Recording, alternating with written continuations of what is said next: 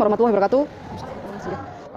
Selamat siang Bapak Ibu, yang terhormat Bapak Kepala Sekolah, yang kami hormati Bapak Komite dan Ketua Komite, yang terhormat Bapak Ibu Wali Murid, yang terhormat rekan-rekan guru SDN 3 Banjarjo yang saya banggakan. Hari ini saya akan melaksanakan pengembasan konsep tentang budaya positif. Budaya positif ini yang saya terapkan konsepnya dari yang pertama, dari perubahan paradigma pembelajaran seperti yang disampaikan oleh Bapak Kepala Sekolah, bahwa kurikulum kita mengalami perubahan kurikulum dari KTSP K13 ke sekarang yang kurikulum merdeka. Kurikulum merdeka ini ada tujuan pembelajaran di proses pembelajaran sama asesmen. Asesmen yang rencananya adalah tahun depan. Tahun depan itu sudah kelas 1 sampai kelas 6 kurmer itu kembali dari perubahan paradigma pembelajaran. Di sini ada kurikulum merdeka selalu lakukan di kelas 1, 4, 5 yang project. Yang ya karena ini kurmer jadi ngikuti P5, proses penguatan profil pelajar Pancasila. Jadi panen karya itu dari P5 ini. Proses asesmennya yang tetap dilaksanakan seperti 1 semester itu pakai ATS, yang kalau semester akhir semester 1 sama semester 2 itu dipakai untuk di semester 6 bulan itu.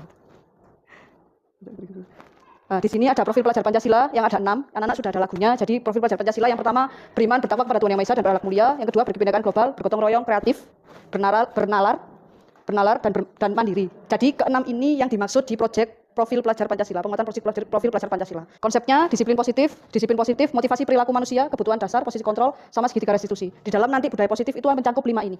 5 ini yang nanti akan menjadikan budaya positif. Tentunya untuk menerapkan budaya positif pasti ada seseorang yang pernah melakukan hal negatif. Bagaimana caranya itu mensamarkan. Mensamarkan berarti hal negatifnya dihapus, istilahnya dihapus perlahan sehingga menjadi hal yang positif. Nah, ini konsepnya. Disiplin positif, teori kontrolnya, teori pilihan Dr. William Glasser. Anda tidak bisa mengontrol orang lain, hanya Anda yang bisa mengontrol diri Anda. Betul. Ketika kita melakukan hal positif dan diganggu oleh orang lain, kita nggak bisa. Oh, jangan terus seperti itu. Kita nggak bisa mengontrol orang lain. Yang bisa kontrol adalah diri kita. Diri kita mengontrol diri sendiri untuk tidak melakukan hal negatif yang membahayakan orang lain. Makanya dari sini, masing-masing disiplin positif dimulai dari dirinya masing-masing, tidak dari lingkungan. Karena lingkungan itu belajar kontrol diri dengan menggali potensi kita agar tercapai tujuan mulia, yaitu sesuatu menjadi seseorang yang kita inginkan. Berdasarkan nilai-nilai yang kita hargai. Di sini dengan menggali potensi diri kita. Apa yang panjenengan semua miliki, apa yang anak didik kita miliki, itu yang digali. Maksudnya hal baik. Hal baik dari nilai-nilai kebajikan yang sudah diterapkan di kelas. Bapak Ibu guru di sini kemarin saya melihat di kelas 6 sudah ada kesepakatan kelas. Itu nurun kesepakatan kelas. Maksudnya kesepakatan kelas itu semacam aturan. Macam aturan yang diyakini oleh teman-teman anak-anak di kelas itu. Semua perilaku memiliki tujuan, teorinya motivasi. Setiap anak bertindak gak mungkin gak ada tujuannya. Pasti. Ketika dia berangkat sekolah, berarti tujuannya untuk menuntut ilmu.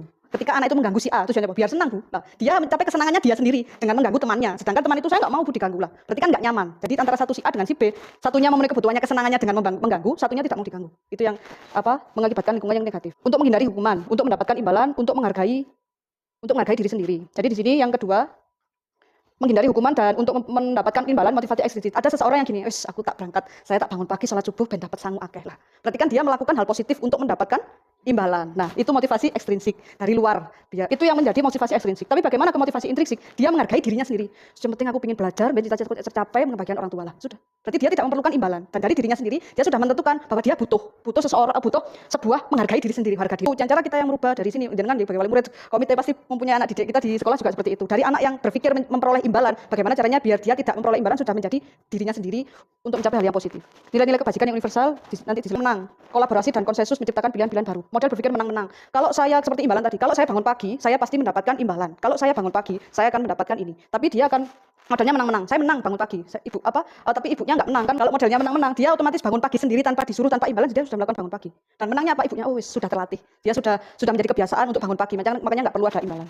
5 posisi kontrol.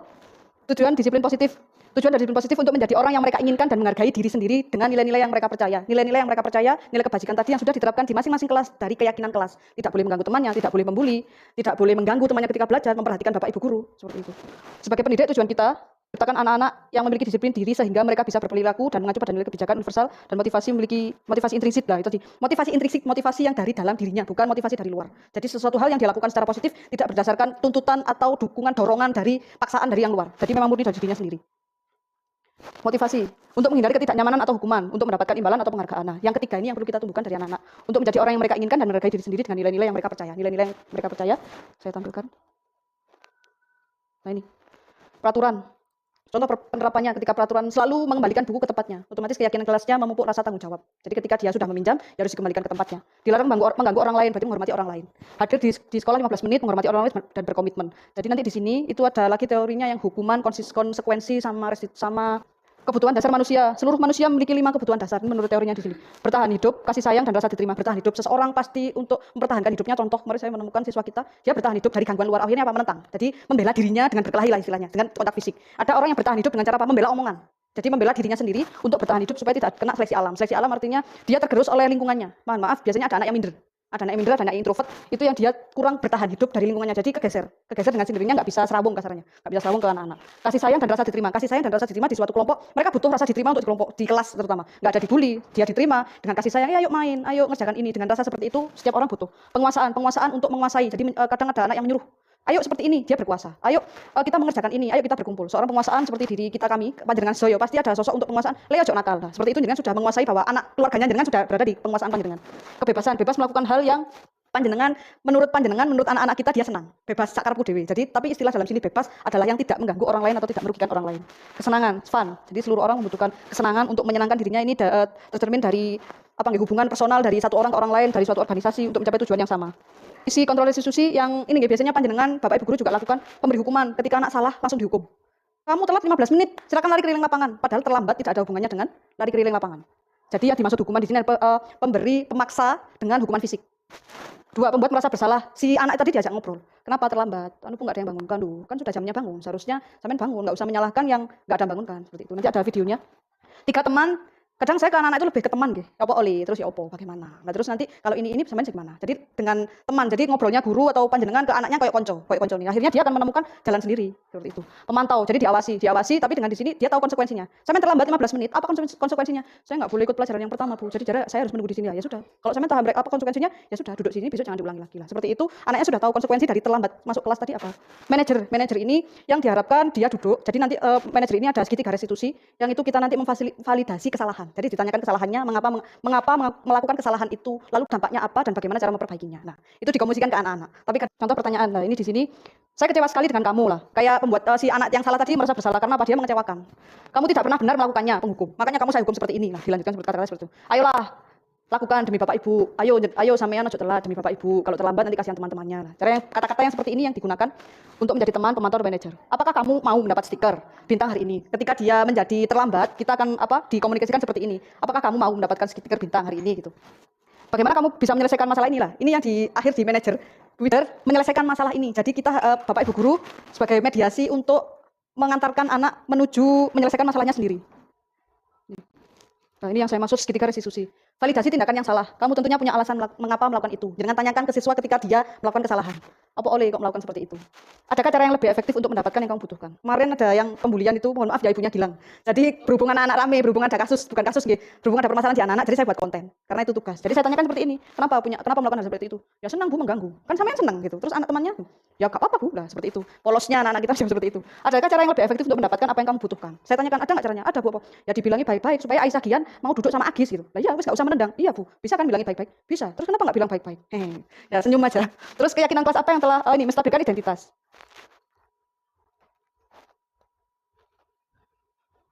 Menstabilkan identitas. Setiap orang pasti pernah melakukan kesalahan. Betul, setiap orang pasti melakukan kesalahan. Kamu bukan satu-satunya yang pernah melakukan. Tapi kalau kita bilang seperti ini, yang lain akan mengikuti. Kak Popo salah, kan setiap orang punya kesalahan. Nah, kalau kita ngendoni seperti itu, yang lain akan mengikuti biasanya. Tapi, bagaimana sama caranya menyelesaikan permasalahan? Kamu bukan satu-satunya yang pernah melakukan kesalahan ini. Melakukan kesalahan, tapi jangan diulangi lagi kesalahan yang sama juga dibuat pelajaran untuk siswa yang lain. Lalu tanyakan keyakinan kelas apa yang telah disepakati. Kamu ingin menjadi orang yang seperti apa? Ketika keyakinan kelas tadi dibentuk, saya tanyakan keyakinan apa yang berarti menghormati Bu, gak boleh membuli lah. Terus saya ingin jadi orang yang seperti apa? Orang yang baik. Berarti yang baik yang bagaimana? Yang menghargai teman, yang gak boleh kasar. Nah, sudah. Berarti anaknya sudah tahu bahwa tindakan saya tadi salah, terus bagaimana caranya meminta maaf? Kalau minta maaf besok diulangi lagi enggak Bu, enggak ya. Memang ya enggak, cuman saya enggak tahu karena yang umat tahu kan guru kelasnya masing-masing. Keyakinan kelas suatu kepercayaan yang digunakan oleh seluruh penghuni kelas untuk mewujudkan kesepakatan kelas yang membuat penghuni kelas nyaman, aman dan lingkungan kelas yang positif. Saya berikan di kelas 4 sama 6. 6 sudah saya lanjutkan dari Pak Dono, yang kelas 5 kemarin juga sudah. Nah, ini nggih. Logikanya penerapan disiplin dengan pembiasaan akan mengakibatkan lingkungan yang positif. Di sekolah Senin sampai Sabtu sudah ada pembiasaannya masing-masing dari 6 profil pelajar Pancasila tadi. Yang paling terkecil, peraturan kelas yang sudah dijalankan akan menurun ke kelas. Lingkungan yang positif, budaya yang positif. Nanti akan anak didik kita membawanya ke lingkungan di masyarakat. Budaya yang positif menjadikan dia tidak perlu dituntut oleh lingkungan, tapi dirinya sendiri sudah melakukan budaya yang positif. Oke, sebelum refleksi ada sedikit.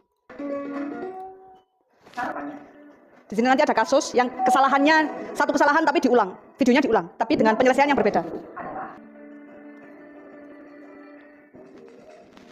Ini anaknya terlambat.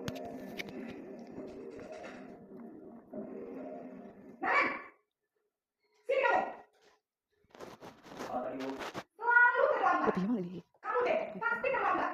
Aku, saya. Apa coba? Alasan kamu apa lagi? Kapan sih langsung dijudge seperti itu. Gak kapok-kapok sih kamu. Sudah berapa kali terlambat? Sana, kamu keliling lapangan basket 2 kali. Kenapa saya harus keliling lapangan basket, Bu? Kenapa? Kamu malah ibu. Berani-beraninya jawab. Sudah terlambat, masih berani jawab pula. Sekarang, keliling lapangan basket 5 kali sekalian. Biar 1 orang. Cepat. Pergi sana ke lapangan basket. Nah ini yang posisi penghubung nggih, karena sudah dilihat tadi Bu gurunya tidak memberikan waktu siswanya untuk ngomong, untuk membela diri nggih. Saya pernah melakukan ini di SMP, akhirnya apa? Guru yang ngukum toke bubu ya. Akhirnya dia akan membangkil di belakang seperti itu. Karena di apa? Dulu saya pernah seperti itu, pernah saya lakukan. Terus ya sudah dari 5 yang kasus tadi juga ke budaya kita positif. Silakan panjenengan nanti tuliskan di sini perasaannya panjenengan ketika mengetahui konsep yang saya jelaskan tadi. Lalu apa kaitannya disiplin positif dengan lingkungan sekitar? Dampak, maksudnya dari penjelasan disiplin positif tadi, dampaknya ke panjenengan atau ke lingkungan panjenengan bagaimana? Bagaimana cara menjadi pribadi yang baik? Panjenengan tuliskan di sini, nanti saya habis ini saya ambil langsung. Amit, Pak. Bagaimana cara menjadi pribadi yang positif menurut jenengan? Jadi pribadi yang baik tanpa menjelekkan orang lain seperti apa? Kudu ya opo? Nggih, wong kudu ya opo? Harus bagaimana gitu? Kan sebagai wali murid nggih. Terus pundi? Tunggu, tolong saya dibantu untuk keadaan sinten nggih. Sangat setuju dengan disiplin positif. Oh, nggih, mong kelihatan. Kepada saya, Geser. menurut pendapat saya di pertanyaan yang pertama, bagaimana perasaan Anda setelah mengetahui konsep disiplin positif? Lalu saya itu sangat setuju dengan disiplin positif yang dilakukan di sekolah, karena dengan adanya disiplin positif itu maka tadi akan berimbas kembali ke murid dan juga ke masyarakat. Yang kedua, tadi apa kaitan disiplin positif dengan lingkungan sekitar? Menurut saya, disiplin positif sangat berkaitan erat dengan perilaku murid atau siswa di masyarakat. Kalau di sekolah siswanya baik, maka juga nanti mereka akan melakukan hal yang sama di lingkungan masyarakat. Yang ketiga, bagaimana caranya menjadi pribadi yang positif tanpa menjadikan orang lain? Kalau menurut saya, dengan menggali atau mengembangkan disiplin positif dari diri kita sendiri.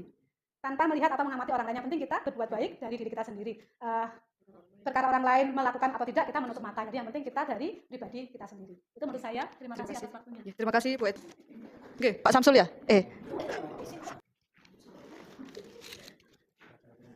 Dari berbagai pertanyaan tadi, ini saya singkat ya. Konsepnya itu bagus, terutama masalah intinya pada disiplinan di antara pengajar, murid, dan nantinya akan berdampak ke lingkungan keluarga dan juga dalam lingkungan masyarakat.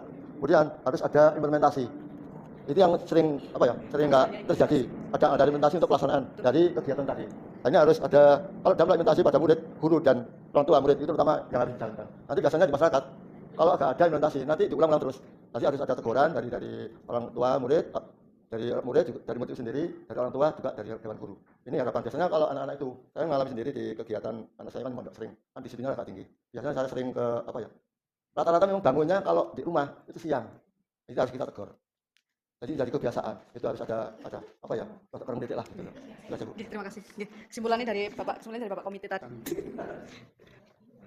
Ya, setelah mendapat konsep disiplin positif, saya merasa mendapat pengalaman baru untuk menerapkan disiplin yang positif di sekolah agar anak-anak menyadari kesalahannya sendiri dan berusaha untuk memperbaikinya. Kemudian kaitannya disiplin positif dengan lingkungan itu sangat erat karena tanpa disiplin positif lingkungan tidak akan tertib dan nyaman. Itu satu. Terus kemudian yang ketiga, singkat-singkat aja ya. Dengan bagaimana cara menjadi pribadi yang positif tanpa menjelekkan orang lain. Itu anak-anak dibimbing agar nanti seperti saya setuju dengan yang terakhir tadi, itu sebagai manajernya, berarti yang terakhir, sehingga nanti anak-anak itu ditegur tetapi dia sudah mengetahui kesalahannya sendiri sehingga berusaha untuk memperbaikinya sendiri. Itu berarti timbul dari dirinya sendiri. Saya ambil Pak Siap. Berarti terima kasih yang panjenengan inginkan, berarti kan kita menggunakan konsep manajer. Anak-anak sudah bisa menemukan salahnya, bisa menemukan solusinya untuk bagaimana dia melakukan. Dari sini saya terima kasih atas refleksi dan umpan baliknya panjenengan sedoyo. Saya tutup. Terima kasih. Wassalamualaikum warahmatullahi wabarakatuh.